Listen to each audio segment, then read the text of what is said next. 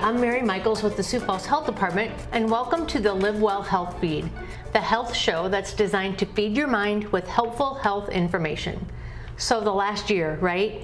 I mean, we've all been through a lot. The worries of COVID, the stress, and the impacts on our daily life. Today we're going to talk with Rana DeBoer, who's the Chief Culture Officer for the City of Sioux Falls, and she's going to share some tips about how we rebound and recover from things like COVID or just stress in our life. So welcome, Rana. Thank you for joining me today. Oh my gosh, Mary, thank you so much for letting me be here and for all the work that you and the health department do for our community. It's our pleasure. Yes. But the burning question that everyone's going to ask first is, what is a Chief Culture Officer? Oh, that's a great question, and I get that a lot. So it's really about creating this great workplace, right, where we can just, if you will, unleash that power and potential of our people. So that means, how are we creating both a great physical work environment as well as a great social and emotional work environment? Because when those two come together, that's when the magic happens. And we want our employees to have the best conditions possible so that they can work at their smartest and their best as they serve and make a great community impact. So in a broad sense, that's what it's all about. And the city is interesting because we are first and foremost an employer of people. True. But then obviously we have that responsibility to the community to do all the things that government needs to do. Yeah. So when we're thinking about resilience of people and you know, kind of what you described as those kind of elements of well-being, we need to be thinking about that as an employer. We do. But we need to think about how then we also share that out to the community and how we help the community be resilient as well, right? Yes. So thinking about that word, resilience, and thinking about the last year. Yes. You know, how would you define resilience when it comes to just like a person's ability to deal with stuff like we've looked at the last year? Yeah, for sure. You know, common words that come to mind, people, are bounce back, grittiness, your ability to kind of muster through and get through tough situations. And I think it's coming out of the back end of that stronger and faster. That's really a great way to look at resilience, is that you look back and you think about that moment in time when it was so hard. It's so hard, and you live, you make it, and you get through it at the best that you can, and you come out of that and you look back at that learning experience you had and you say, how have I grown? How am I better? How am I stronger? And then you take all of that greatness and you apply it to that next situation in life. I think the other thing you hit on really, really well about resilience is that word capacity. We all have energy thresholds, right? We have energy thresholds at work in terms of our ability to manage and hold workload. And we have energy thresholds at home because life happens and we're human. And we're human at home and at work. It's all the same synergistic ball of energy. So when I'm Chief Culture Officer, I'm still a wife, I'm still a mom, I'm still a daughter. And unfortunately and fortunately, I am that same person, Chief Culture Officer, when I'm at home. So resilience is absolutely about how am I filling and refilling my energy so that I can just take that tackle or that tough situation or juke that crazy day, just navigate through it and have enough energy at the day to go home to those things that matter most. And I think one thing we know in public health and health promotion and trying to help people live their longest, healthiest life is that when we're feeling stressed and depressed and run down and like our tank is on empty, one of the best ways to recharge is actually to be active. So when you feel like I don't have the energy to move, to go out and be active is really one of the best things you can do, right? It is, absolutely. And it is that you just described, the feeling that you get, how you feel physically and how you feel mentally, is truly that intrinsic motivation that keeps you coming back to it. So you have to lean into that, right? There's got to be a little bit of extreme ownership and a little bit of self-accountability to say, no, I'm gonna go. This is important because I know when I'm done, done, how good I'm going to feel, because it's in that physical activity that it's the movement, right? That we have all of these bliss hormones that get released, and it's where you churn through all of that crazy in your mind that occurred through the day, and you literally kind of digest through some of those emotions, and you come out just a little cleaner, lots more clarity, and you bounce back. Yeah. So what's your go-to activity? What is it that does it for you? Yeah. I have always loved to run, and I'm not gonna lie. Every decade that goes by, the running slows a little, but you know what? I keep going. So I've been a long time runner, and there's a lot of truth to that runner's high. I love me a good spin class though. Love a good spin class. And honestly, I love just a hike with my family. I love just a walk. We live out in the country on an acreage, and I'll take Raven, our black lab, and we literally just go walk in the field, the farm fields around us, and just even 20 minutes of that. The sunshine, the nature, my good gal pal. Yeah, and I think that's what's important to know when we talk about physical activity. It's not necessarily that you have to pack up and go to the gym for an hour and do the heaviest weights and the most intense spin class. It can be just get out and spend some time, outdoors, or even doing a quick up and down the stairs at home or whatever. But there is, especially at this time of the year, it's summertime. There is that benefit to being out in nature, getting that sunshine, that vitamin D. And I know, kind of in your past experience, you've been a health coach for people. So what do you tell people when they're just trying to get started? Like, I don't know if I can do it. What helps them get started? Okay, so don't laugh at this. My answer is always 60 seconds. No lie, 60 seconds. Anybody should, you can, 60 seconds. I can do 60 seconds. Just do 60 seconds. And then before you know it, you turn that 60 seconds into 5 minutes. And that 5 minutes may jump to 30. It might jump to 15, it might jump to 20. But I love the 60-second rule because it's got a couple different approaches to it. One, it's a micro recovery, right? So it's not about managing your time, it's about managing your energy. And so if we look at our crazy busy days, if you can take 2 or 3 times during the day, 60 seconds to walk around the block, like you just said, to go up and down the steps, like you mentioned. This is going to sound, again, really funny, but you do you, right? You do what you need to do to keep yourself really strong. And I'll go in my office or even to the handicap stall in the bathroom, and I'll do 10 air squats and some arm circles, right? It depends on where I'm at and where I'm moving, but you need that little bit of movement throughout the day, especially for those office folks when we sit so much in meetings. But honestly, I say 60 seconds. Get yourself addicted to that tiny habit and then just start growing from there. You mentioned the word recovery in there, and I think that's important too, because we have a lot of city colleagues who are very active in the work. They're out fixing streets and maintaining our parks, and police and fire, and there's people out in the community that are doing construction and very active jobs.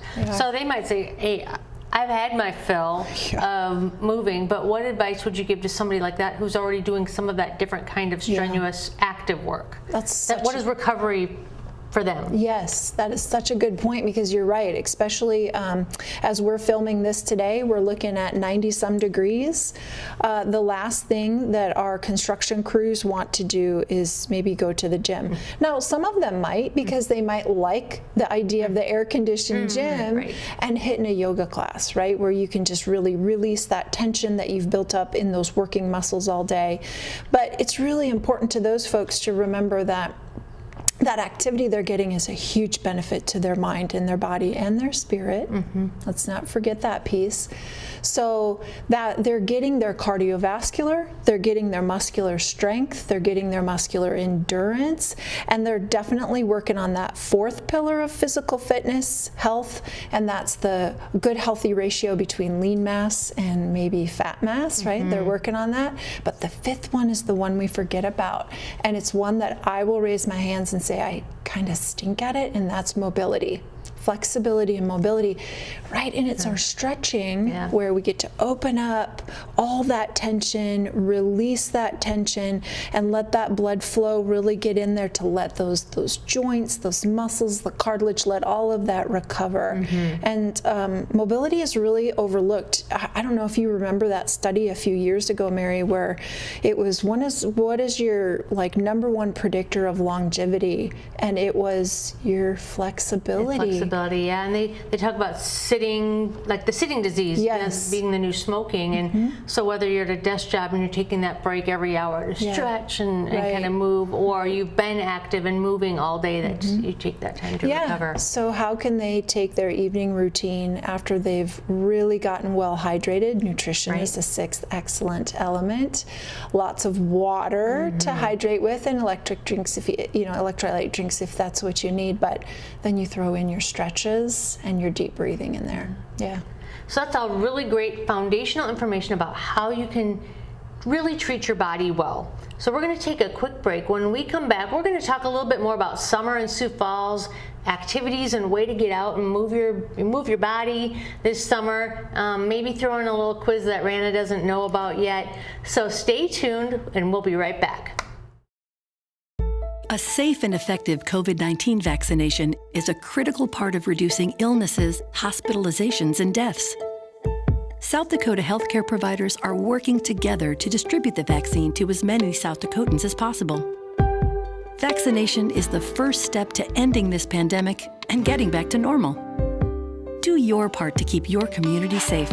To find out where you can get vaccinated, visit covid.sd.gov.